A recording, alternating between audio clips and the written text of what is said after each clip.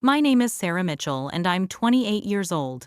The day I bought my first house should have been the happiest moment of my life, but instead, I sat alone at the closing table, staring at an empty chair where my family should have been. Not one person from my blood relatives showed up to celebrate this milestone I'd worked 7 years to achieve. 3 days later, my phone buzzed with a single text from, "Mom, we need to talk about your father."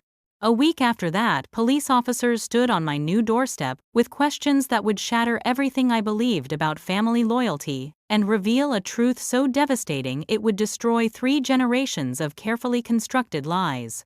Before we dive into this family revenge story that'll leave you questioning everything about blood ties and betrayal, let me ask, where are you watching from today? If you're ready for a tale of shocking family secrets and ultimate justice, smash that like button and hit subscribe, because this story has more twists than a soap opera, and trust me, you won't want to miss what my so-called loving family had been hiding from me my entire life. Growing up, I always felt like an outsider in my own family. While my parents showered attention on my older brother Marcus and younger sister Katie, I seemed to exist in their peripheral vision.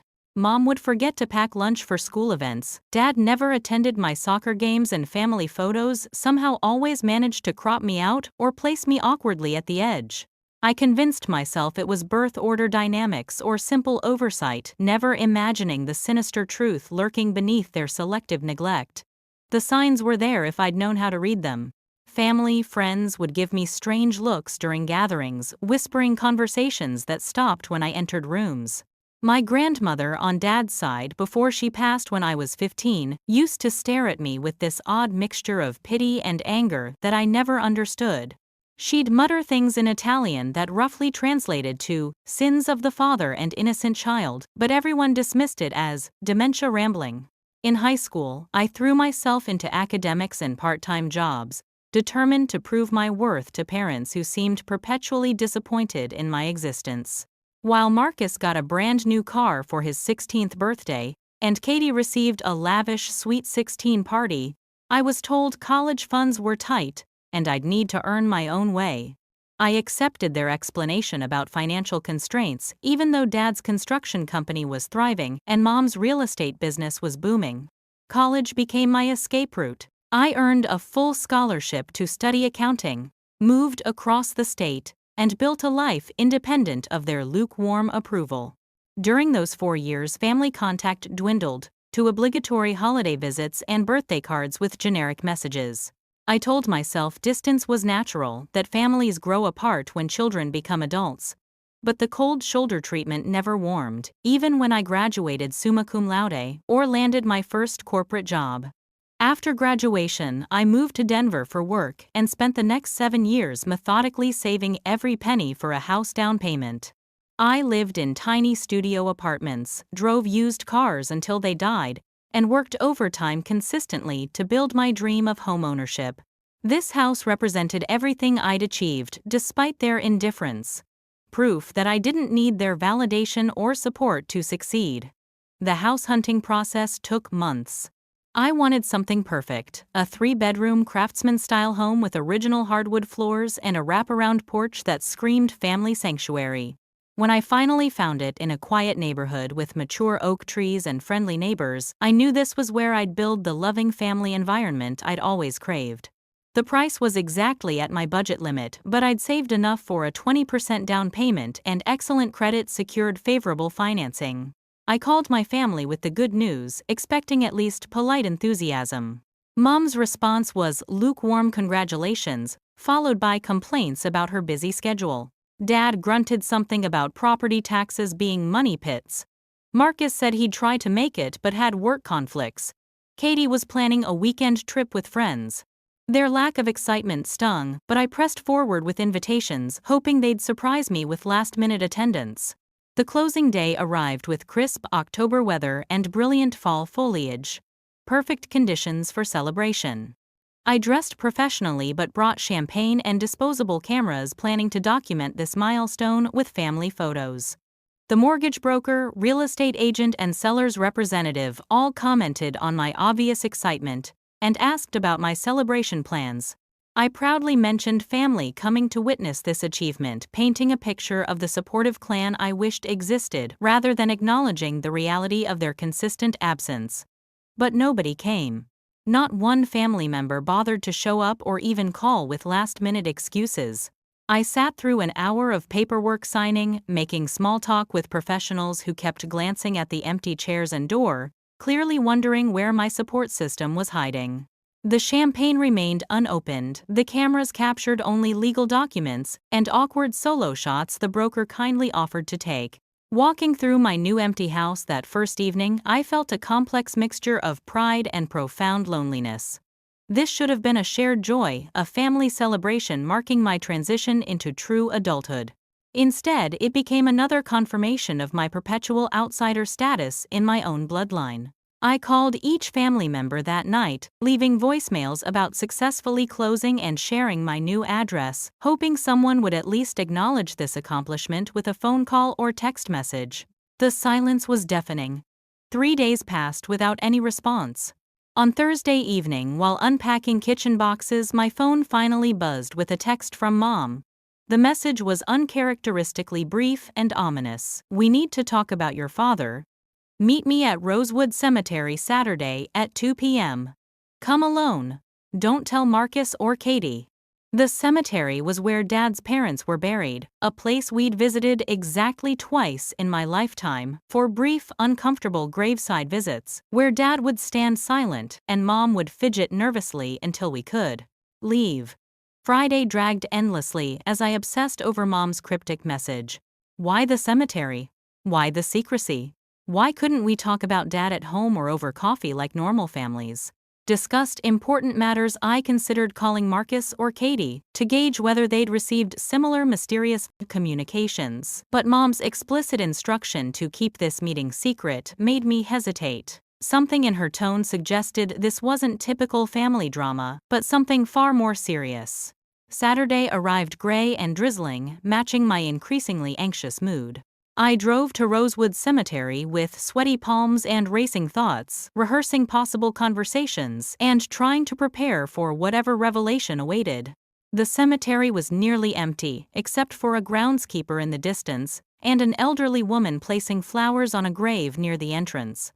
I found Mom standing beside Grandpa Tony and Grandma Rose's shared headstone, clutching a manila envelope against her chest like armor. She looked older than I remembered, with new lines around her eyes and gray roots showing through her usually perfectly maintained auburn hair. Her hands shook slightly as she lit a cigarette, a habit she'd supposedly quit 5 years earlier. We stood in awkward silence for several minutes, both staring at the weathered granite marker while rain misted around us like tears from heaven. "Your father isn't who you think he is," she finally said without preamble, her voice barely audible above the wind through the oak trees. "And neither am I. We've been living a lie for 28 years, and it's finally catching up with us." She handed me the manila envelope with reluctant resignation, as if passing along a bomb with a lit fuse. Inside were documents I couldn't immediately comprehend, police reports from 1995 newspaper clippings about a construction company embezzlement scandal, and bank records showing systematic theft of employee pension funds. My father's company, Mitchell Construction, had apparently stolen over $2 million from worker retirement accounts before declaring bankruptcy and leaving dozens of families financially devastated. The dates aligned perfectly with the year before my birth. "The families we destroyed," Mom continued, lighting another cigarette with shaking hands. "Some of them never recovered. Kids couldn't go to college. Retirement savings vanished overnight. One man lost his house and ended up homeless. Another family's disabled child lost medical coverage." Her voice cracked with what sounded like genuine remorse, though I was too shocked to process whether her emotions were authentic or performed. The newspaper clippings painted a picture of Dad as a calculating criminal who'd systematically drained employee accounts while maintaining a facade of struggling small business owner. He'd transferred money through shell companies, hidden assets in offshore accounts, and ultimately fled the state when investigators closed in. The final article mentioned that Robert Mitchell and his family had disappeared, leaving no forwarding address and abandoning their home to foreclosure. We changed our names, Mom whispered, confirming my growing suspicion that everything about my identity was fraudulent. Your father was Robert Castellano. I was Maria Santos. We became David and Linda Mitchell when we moved to Colorado and started over. Marcus was 5 and we told him his memories were just bad dreams. You were born 2 months after we arrived, so you never knew the truth. The ground felt unstable beneath my feet, as decades of half-understood family dynamics suddenly made horrifying sense. No extended family visits because we'd severed all connections to our past. No family photos from before my birth because they documented crimes. No deep roots in Colorado because we were essentially fugitives hiding in plain sight. My entire existence was built on theft, lies, and the deliberate destruction of working-class families. Why are you telling me this? Now I managed to ask through the fog of shock and revulsion that was clouding my ability to think clearly. The rain was picking up, soaking through my jacket, and making the documents in my hands smudge at the edges, as if even nature wanted to wash away these terrible truths. Because they found us, she replied with resignation that suggested she'd been expecting this moment for years. The FBI reopened the case last month. New technology, digital forensics, something about tracing old financial records. They know where we are and they're building a case. It's only a matter of time before they arrest your father, and probably me too, for helping hide the money. She explained that they'd been receiving anonymous phone calls for weeks. Heavy breathing, followed by whispered threats about paying for their crimes. Someone had been leaving dead flowers on our doorstep back home, always with notes saying, "We remember and justice is coming." Dad had become increasingly paranoid, checking locks constantly and jumping at unexpected sounds.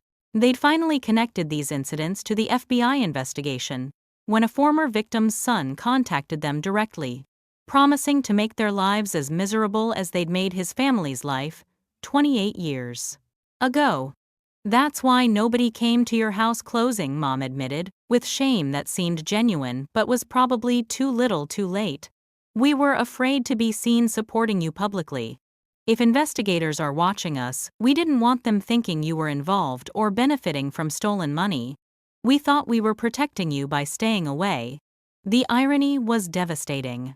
My family's lifelong emotional distance hadn't been about me personally, but about their criminal guilt and fear of exposure. They'd kept me at arm's length not because I was unlovable, but because loving me publicly might have drawn attention to their hidden crimes. Every missed celebration, every forgotten birthday, every cold shoulder had been calculated protection of their terrible secret, rather than evidence of my unworthiness. Standing in that cemetery, surrounded by reminders of mortality and consequences, I realized my entire identity was a lie built on other people's suffering. The house I'd just bought with money earned through legitimate hard work felt tainted by association with these revelations. How could I celebrate homeownership when my family had destroyed other families' homes through theft and betrayal? The drive home from the cemetery passed in a blur of tears and rage. I pulled into my driveway, my beautiful, hard-earned driveway, and sat in the car for 20 minutes, staring at the house that now felt like evidence of generational theft. Every dollar I'd saved, every sacrifice I'd made for independence, was tainted by the knowledge that my family's comfortable middle-class existence had been built on stolen retirement funds and destroyed dreams. Inside, I spread Mom's documents across my new dining room table like crime scene evidence, which I suppose they were. The police reports detailed the investigation's scope: 47 families affected, ages ranging from young fathers to workers approaching retirement. The stolen funds had been systematically siphoned over 3 years, with Dad using his position as company owner to forge signatures and redirect pension contributions to shell accounts. The scheme unraveled when an employee noticed discrepancies in their annual statement and demanded an audit. Reading victim impact statements from the original investigation was devastating. Maria Gonzalez wrote about her husband's depression after losing 20 years of retirement savings, leading to alcoholism and eventual suicide. The Thompson family described watching their disabled daughter lose specialized medical care when her father's pension vanished. James Morrison explained how losing his construction retirement fund forced him to work until age 74, dying of a heart attack on a job site because he couldn't afford to stop working. These weren't faceless statistics, but real people whose lives my father had deliberately destroyed for his own comfort. And we'd all benefited from their suffering. Marcus's college tuition, Katie's dance lessons. Even my own childhood stability had been purchased with stolen money. I felt physically sick thinking about every family dinner, every vacation, every Christmas present that had been funded by other families' shattered financial security. If you're feeling as shocked as I was, discovering my family's dark secrets, I need to pause here, because what happens next will blow your mind. The investigation I thought was just beginning had actually been building for months, and someone very close to me had been feeding information to the FBI the entire time. Before we continue down this rabbit hole of family betrayal, let me know in the comments if you've ever discovered something about your family that changed everything you thought you knew about them. And if you're hooked on this story of justice finally catching up with criminals, hit that subscribe button because the revenge that's coming is absolutely perfect. I spent Saturday night researching the victims online, finding obituaries and social media profiles that painted pictures of hardworking people who'd trusted my father with their financial futures. Many had died without seeing justice or recovery. Some families had never financially recovered from the theft, living paycheck to paycheck for decades because their retirement security had been stolen. The children of affected families had grown up in poverty, missing educational opportunities, and struggling with instability that could be directly traced to my father's crimes. Sunday morning brought an unexpected visitor. Through my front window, I saw Marcus walking up the path with coffee and pastries, wearing his usual easy smile. My older brother had always been the golden child. Charismatic, successful, and seemingly unaware of family tensions that plagued me.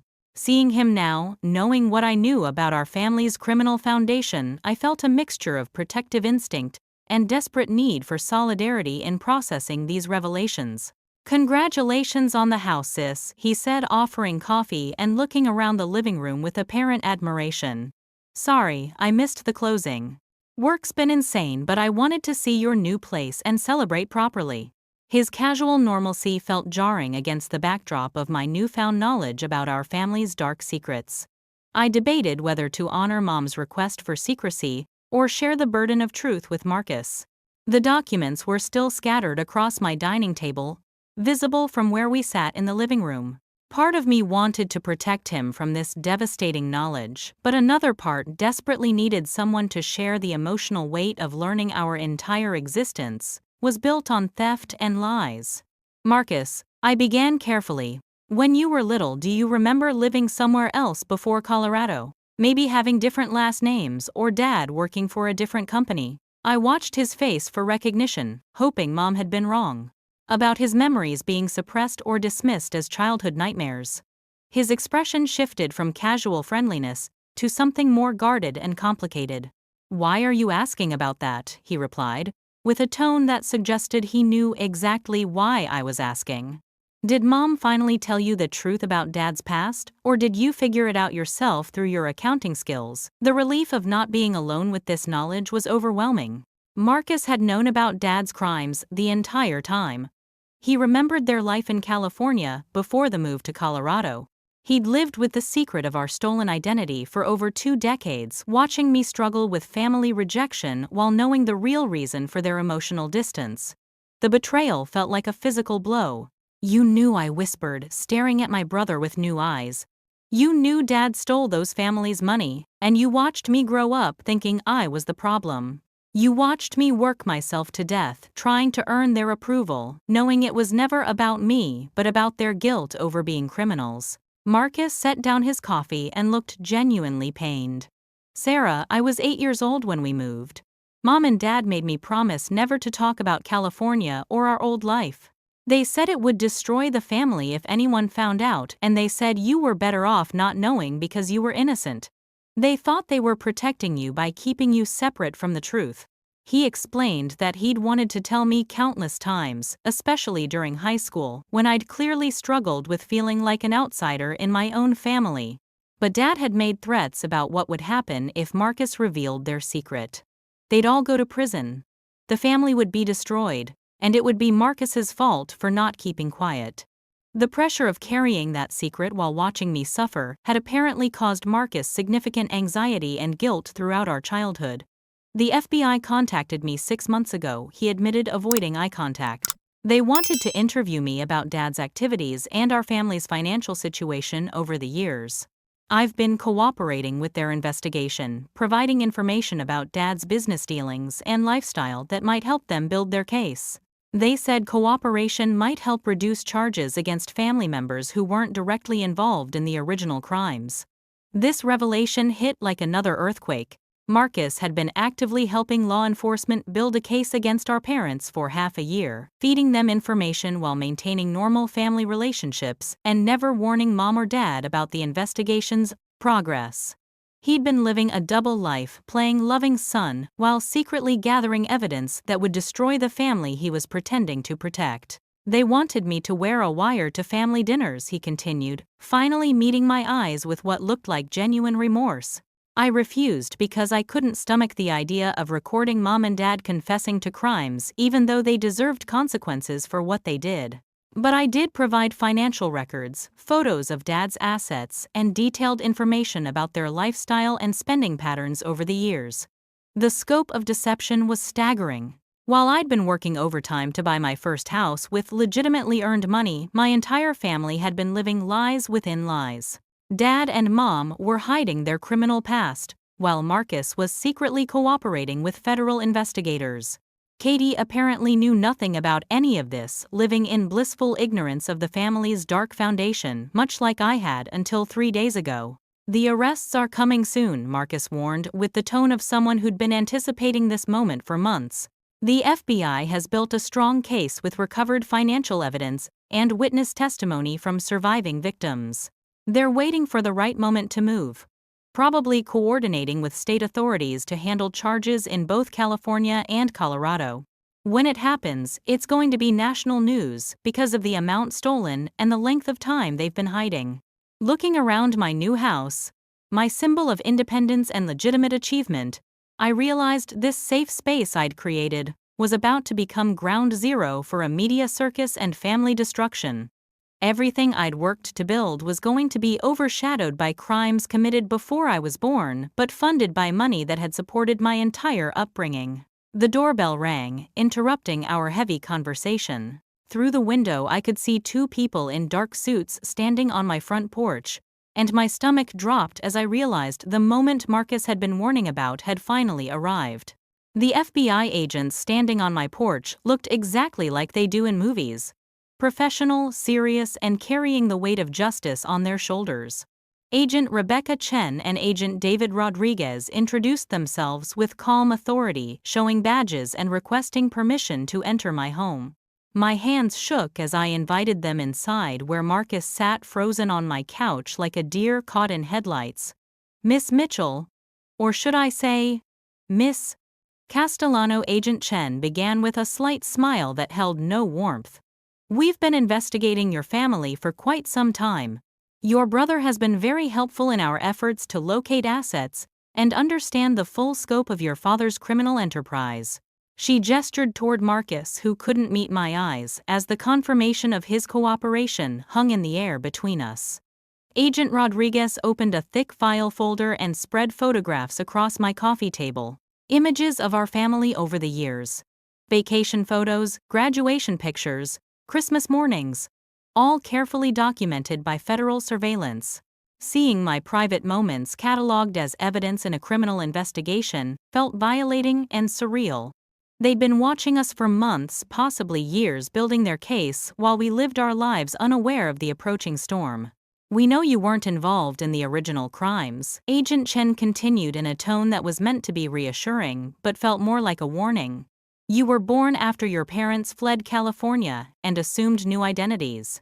However, we need to understand whether you've unknowingly benefited from stolen funds, or if your parents have used your accounts or assets to hide money from victims. The questions came rapid-fire. Had I ever received large gifts from my parents? Did they contribute to my college expenses or house down payment? Had they ever asked me to hold money or make investments on their behalf? Each question felt like an accusation, even though I could honestly answer that my parents had never given me significant financial support. Their emotional distance had apparently extended to keeping their stolen money separate from my legitimate earnings. Marcus spoke up to confirm my independence, explaining to the agents that our parents had deliberately kept me financially separate from their resources.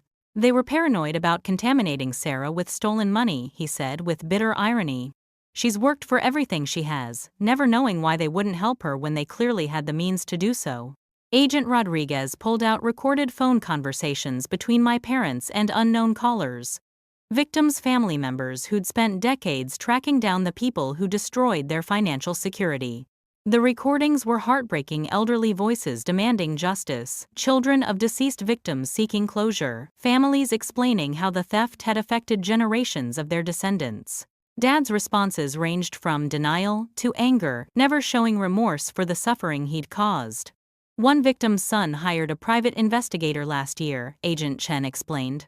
Technology advances made it possible to trace financial records that were previously difficult to follow. Your father was careful in 1995, but he wasn't careful enough for 2024 digital forensics capabilities. They played a recording of Dad threatening this victim's son, telling him to stop harassing the family or face consequences. The voice belonged to my father, but the cold malice was foreign to me. This wasn't the quiet, distant man I'd grown up with, but someone capable of genuine menace. How had I lived under the same roof with this person for 18 years, without recognizing his capacity for cruelty? The agents explained their timeline: arrests would happen within 48 hours. Dad would face federal charges for wire fraud, money laundering, and identity theft. Mom would be charged as an accessory after the fact, for helping conceal the crimes and launder stolen money. Marcus's cooperation had earned him immunity from prosecution, but he'd need to testify against our parents in federal court.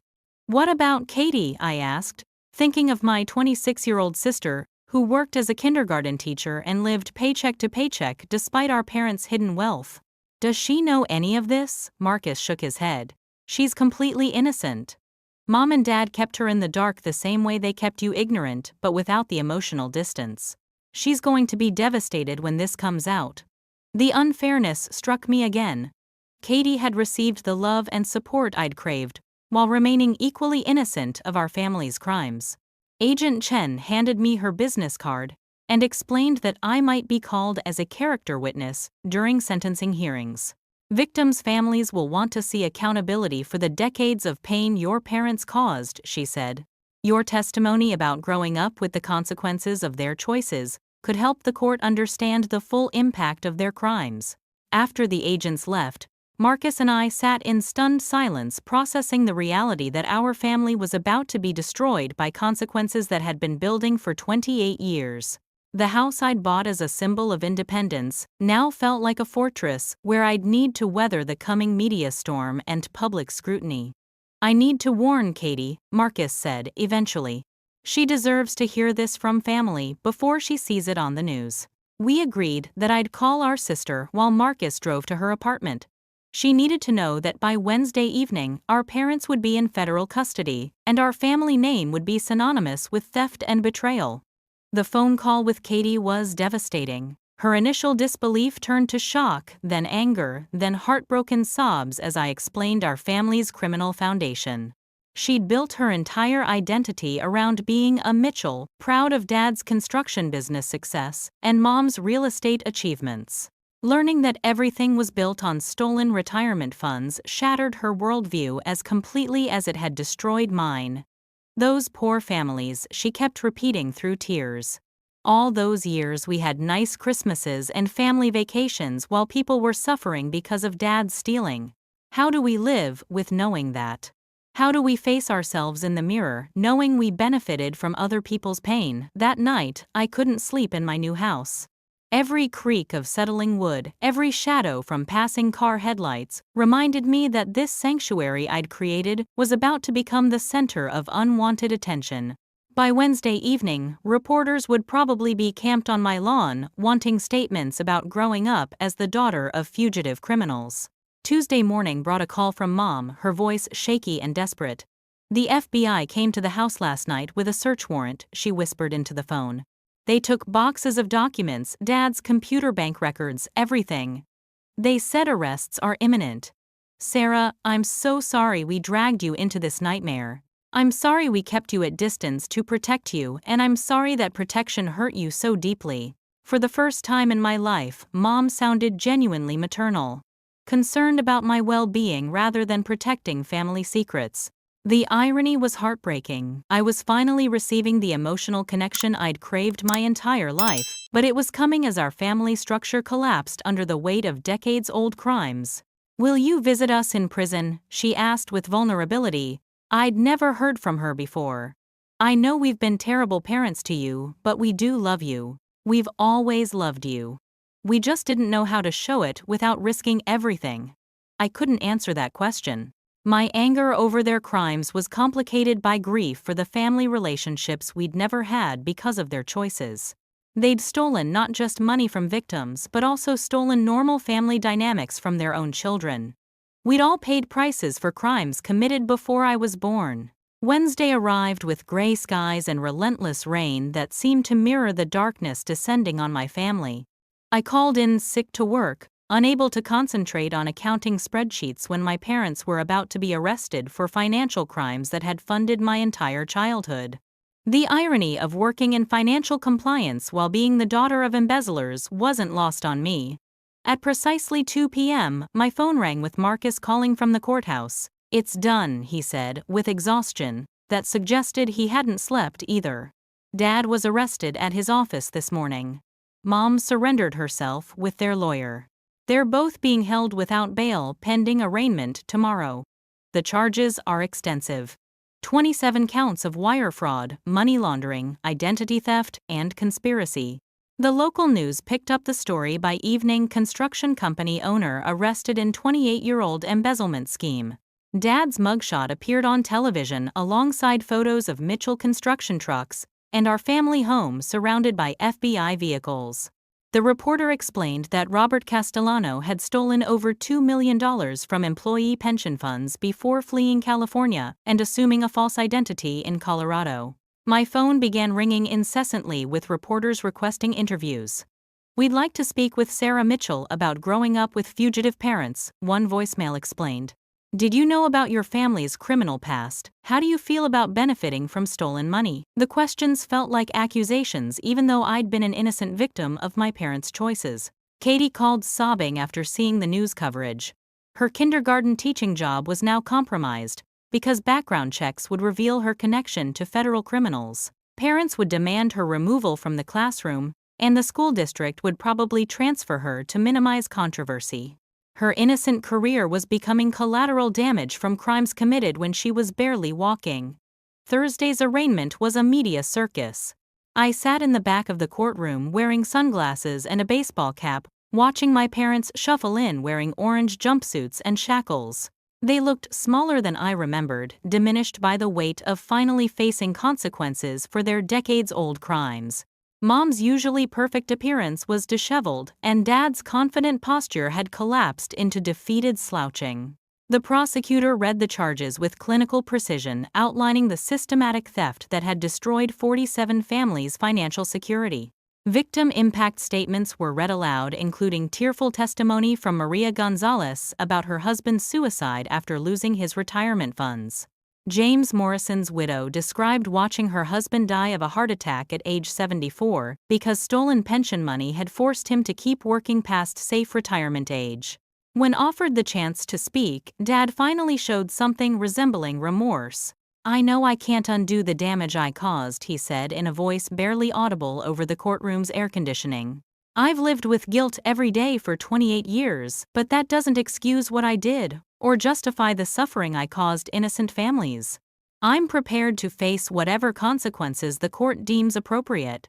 Mom's statement was more personal and devastating. "We kept our own children at emotional distance to protect them from our crimes, but that protection became another form of harm. We stole not just money but also stole normal family relationships from our own kids. They've paid prices for our choices their entire lives, and they didn't deserve that burden. The judge set sentencing for 6 weeks later, giving time for additional victim impact statements and restitution calculations. Dad and Mom would remain in federal custody until then, finally facing the justice that had been delayed but not denied for nearly 3 decades. Outside the courthouse, I was ambushed by reporters, despite my attempts to avoid attention. "Sarah Mitchell, how does it feel to learn your parents are criminals?" one shouted. "Did you know about the stolen money? Will you visit them in prison?" I pushed through the crowd without responding, but cameras captured my face for evening news broadcasts that would forever link me to my family's crimes. That evening brought an unexpected visitor, Elena Gonzalez, daughter of Maria Gonzalez, whose victim impact statement had been read in court. She stood on my doorstep holding flowers and wearing an expression of complex emotions. Anger, mixed with something that might have been compassion. "I wanted to see what kind of person grows up from stolen money," she said without preamble. "My mother spent 20 years wondering if your family felt any guilt for destroying ours. She died last year, still waiting for justice that came too late for her to see." I invited her inside, feeling like I owed her honesty about my own ignorance of our family's crimes. Elena listened as I explained the emotional distance I'd experienced, the rejection I'd interpreted as personal failure, and the recent discovery that my entire identity was built on lies and theft. Her anger seemed to soften slightly as she realized I'd also been victimized by my parents' choices, just in different ways than her family had suffered. "Your father stole my mother's future," Elena said with pain that had clearly festered for decades. She worked double shifts as a nurse to try rebuilding what he took, but she never recovered financially or emotionally. She blamed herself for trusting him with money she couldn't afford to lose. That guilt ate at her until she died. The weight of generational trauma was overwhelming. My parents' crimes had created ripples of suffering that affected not just immediate victims but their children and grandchildren. Elena had grown up in poverty because of my father's theft. Her educational opportunities had been limited by financial instability. Her mother's health had suffered from stress and overwork trying to compensate for stolen retirement funds. "But you're not him," Elena continued after studying my face for several minutes. "I came here angry, wanting to blame you for benefiting from our suffering. Instead, I see someone who was also harmed by his choices, just differently than we were. Your parents stole normal family relationships from you while they were stealing money from us." We talked for hours about the complex legacy of financial crimes, and how victims' and perpetrators' families both carry scars from criminal choices. Elena helped me understand that my guilt over unknowingly benefiting from theft was valid, but shouldn't define my entire identity. I'd worked legitimately for everything I owned as an adult, and my parents' crimes didn't negate my own achievements or moral character. She left me with her phone number and an unexpected invitation. The other victims' families are meeting next week to discuss restitution and healing. If you want to face the people your father hurt and try to understand the full scope of damage he caused, you're welcome to join us. It might help you process your own trauma while helping us see that his children weren't monsters. After Elena left, I sat in my living room considering her offer. Meeting other victims' families would be emotionally devastating but might provide closure and understanding that I couldn't find elsewhere. These were people who'd spent decades wondering about the family that had destroyed their financial security. Maybe facing them directly would help all of us heal from trauma that had been poisoning multiple generations. The victims' meeting took place in a community center conference room that smelled of coffee and carried the weight of long-delayed grief. 12 families attended, survivors of my father's theft, who'd spent 28 years waiting for acknowledgement, accountability, and closure. Their ages ranged from elderly original victims to adult children who'd grown up with the financial instability Dad's crimes had created. Walking into that room was terrifying.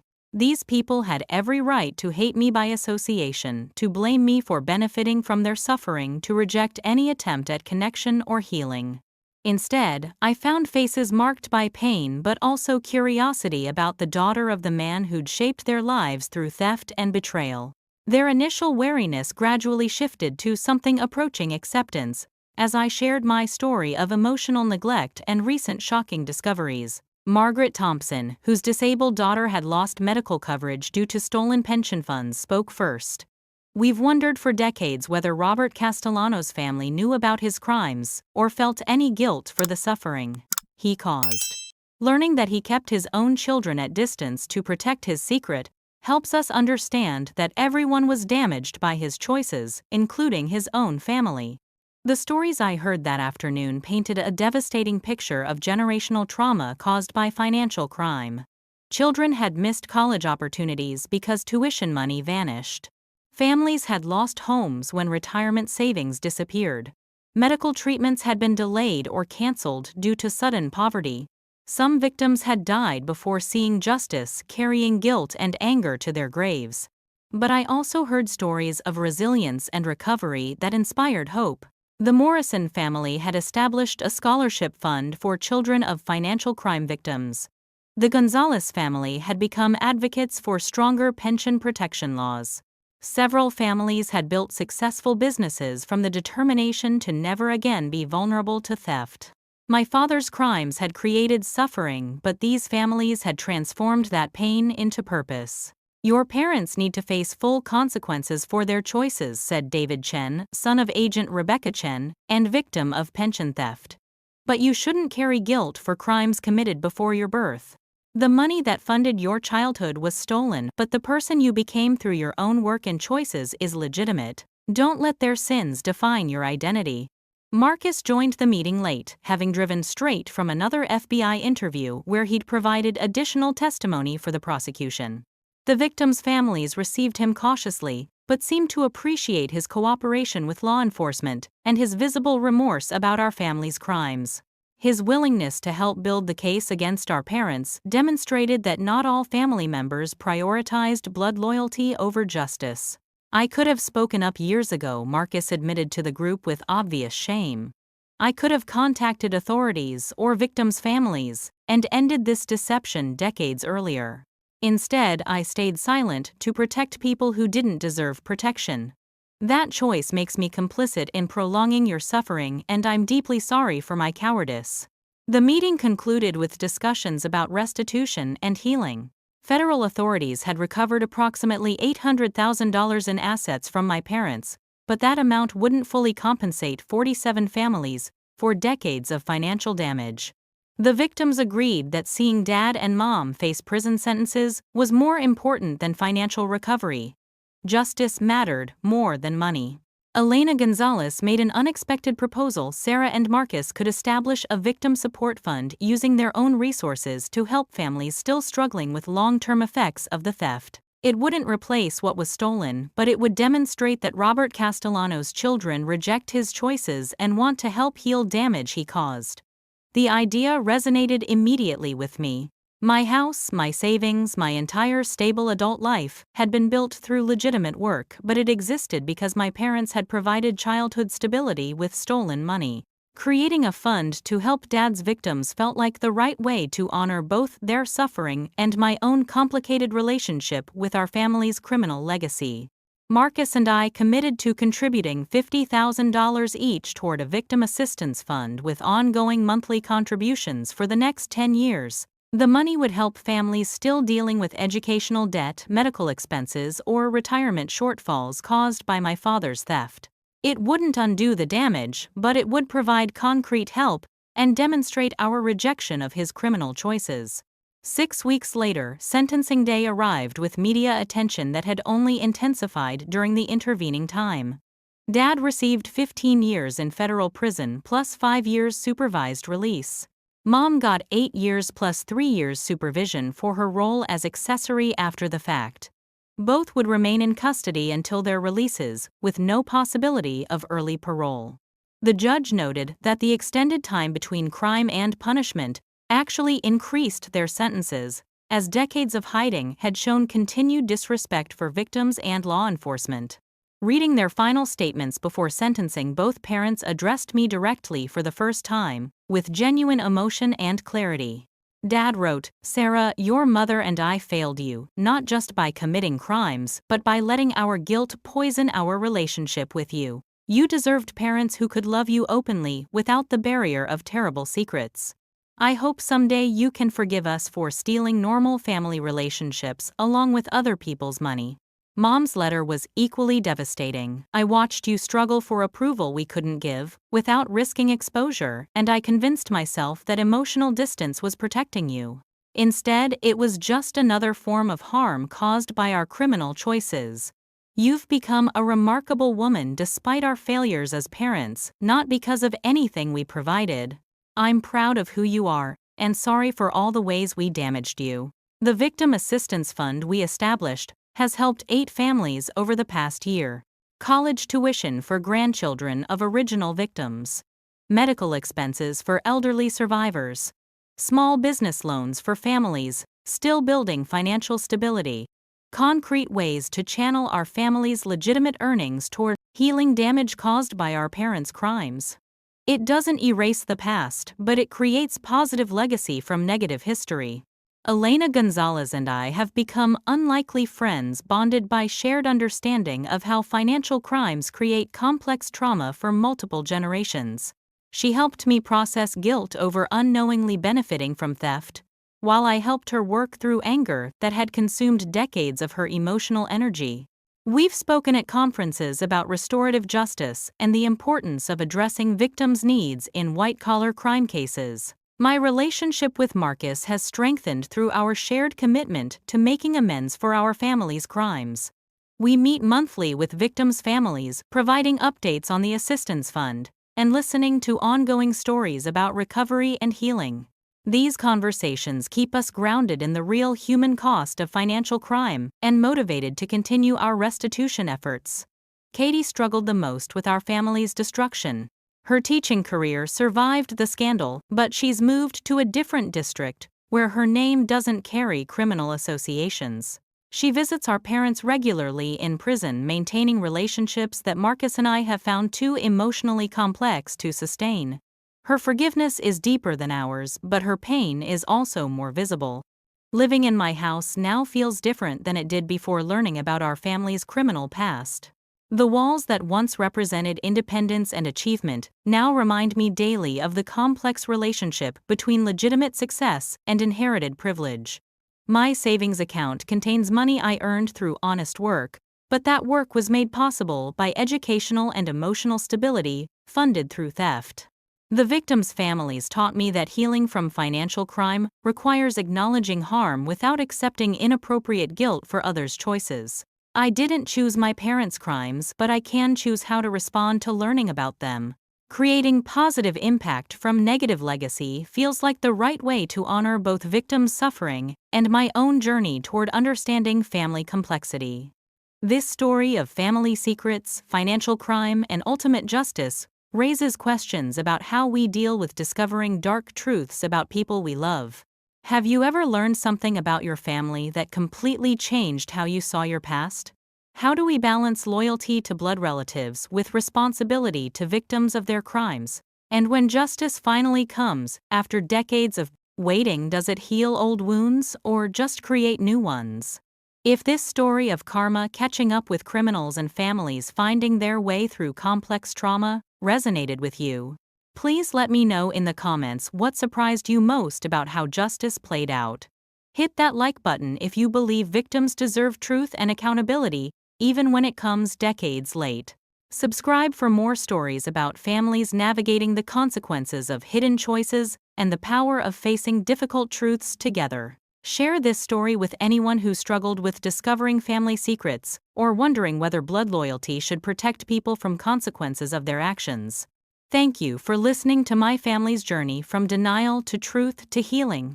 May we all have the courage to face uncomfortable realities and the wisdom to choose justice over convenient silence when it matters most.